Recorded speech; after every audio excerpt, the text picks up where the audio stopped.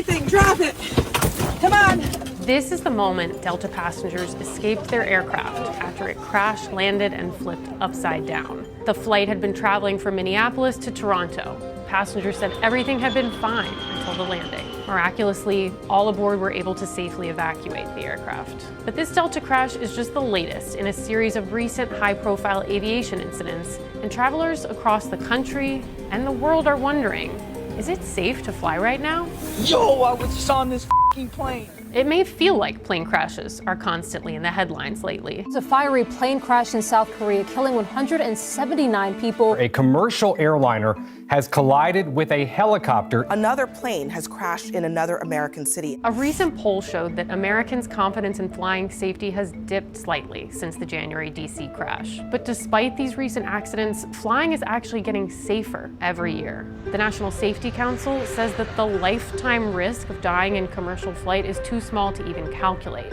Coincidentally, the aircrafts involved in the DC crash and the most recent Delta crash were both CRJ regional jets. But experts say that those two crashes were completely independent and don't prove a trend. Endeavour Air, which operated the Delta flight, has the world's largest fleet of CRJ 900s, like the one in the Toronto crash. But these aircrafts haven't had a fatal incident in their entire nearly 25-year history. Air travel in the United States is the safest form of transportation and travel there is, period. And it's because we train for events like this. The fact that everyone survived on Monday is actually an example of aviation safety systems working as they're designed, from seatbelts and flight attendant training to first responders on the ground. Oh my God.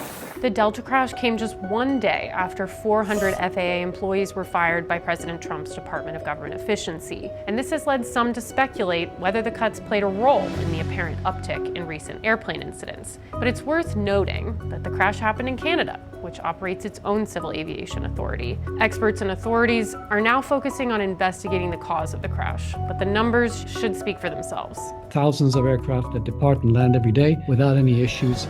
But how are you feeling about flying?